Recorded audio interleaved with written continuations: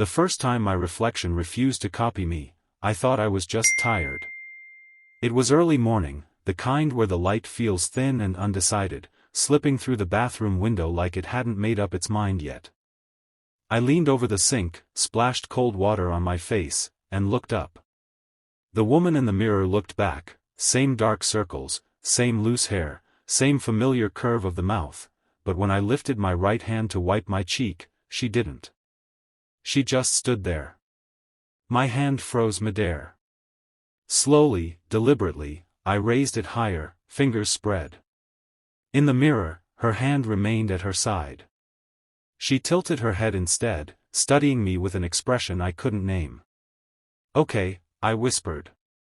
My voice sounded steadier than I felt. "That's new." I blinked hard, once, twice. When I opened my eyes again, she moved, finally, lifting her hand exactly as I had, matching me perfectly. Normal. Ordinary. I laughed, a short, embarrassed sound, and blamed it on lack of sleep. I didn't tell anyone. There are some things you keep to yourself, not because they're secret, but because saying them out loud might make them real. The second time it happened, I was brushing my teeth that night. Foam at the corners of my mouth, mind drifting through unfinished tasks and quiet regrets. I leaned closer to the mirror, squinting at a tiny crack in one of my molars. My reflection smiled. I hadn't. It wasn't a big smile. Just a small, gentle curve of the lips, the kind you give a child who's trying very hard.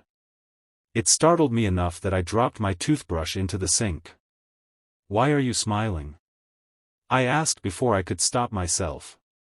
The reflection's smile faded. She looked almost sad.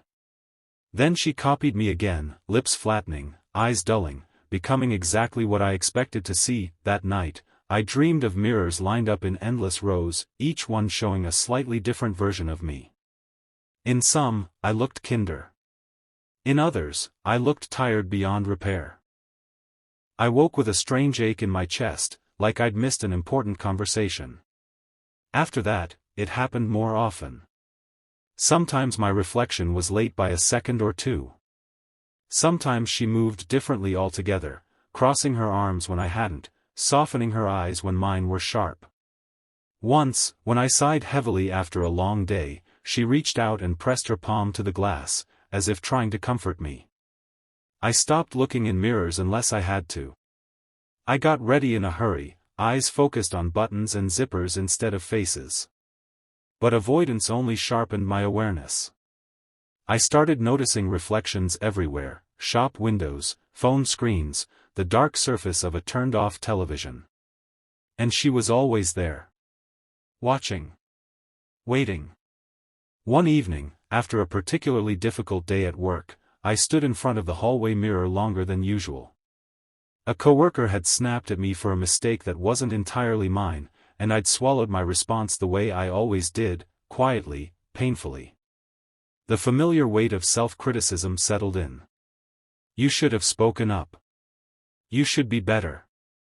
You always mess things up." In the mirror, she shook her head. "No," she mouthed silently.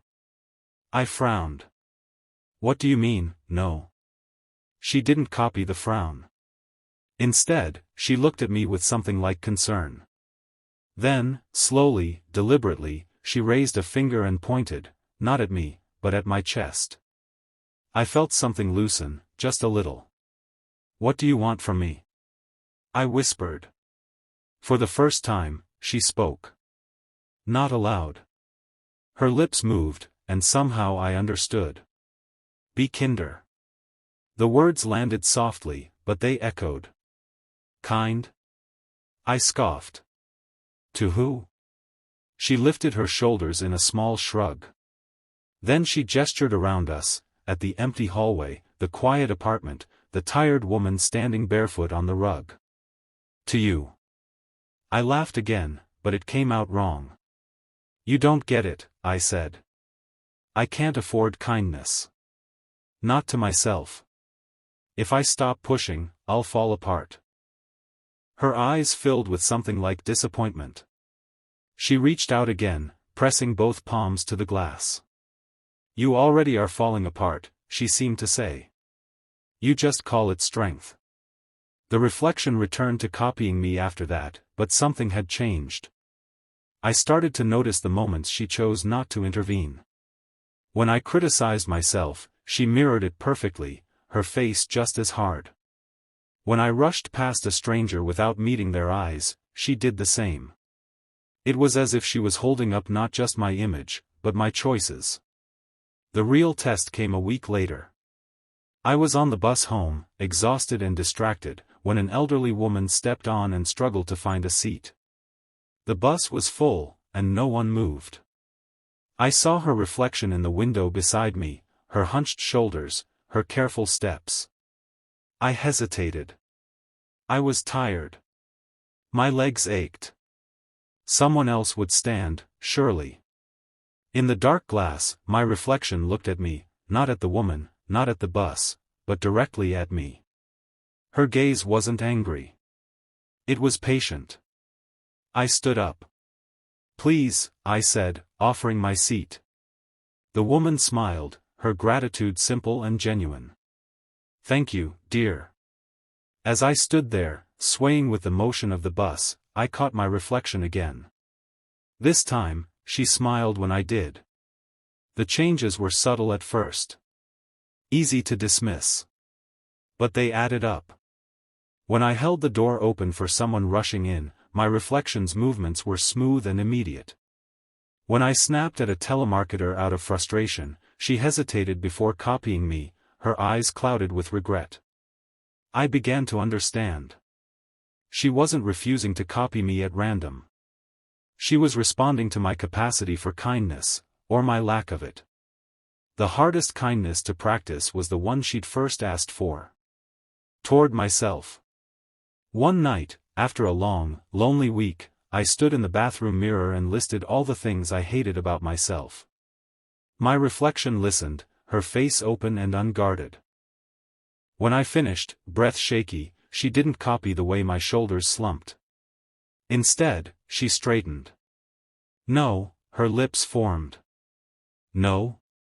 I snapped. You think that's wrong? She nodded.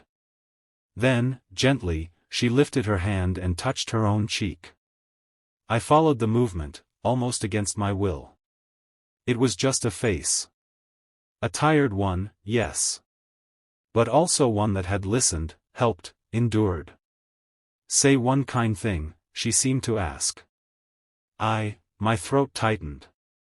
I try. Her eyes softened. Try counts. Something warm slipped down my cheek before I realized I was crying. She didn't cry with me. She watched, steady and calm, until I breathed through it. From that night on, I spoke to myself differently. Not perfectly. Not all at once. But when the harsh thoughts came, I questioned them. When I failed, I allowed myself space to be human. And every time I chose kindness, small, imperfect kindness, my reflection moved in perfect harmony. Until the day she didn't. It was a rainy afternoon, the city blurred into streaks of gray. I passed a man sitting on the sidewalk, soaked and shivering, a cardboard sign folded uselessly at his feet. I had cash. I had time. I also had fear. And assumptions. And 1,000 excuses. I walked past. In the shop window ahead, my reflection stopped. She didn't follow me. She stood there, rain sliding down the glass between us, looking back at the man I'd ignored. Shame burned through me. I turned around. The man looked up as I approached, wary but hopeful. I handed him the money, then, on impulse, offered my umbrella and directions to a nearby shelter I knew about. Thank you, he said, voice thick with emotion. When I looked back at the window, my reflection was beside me again.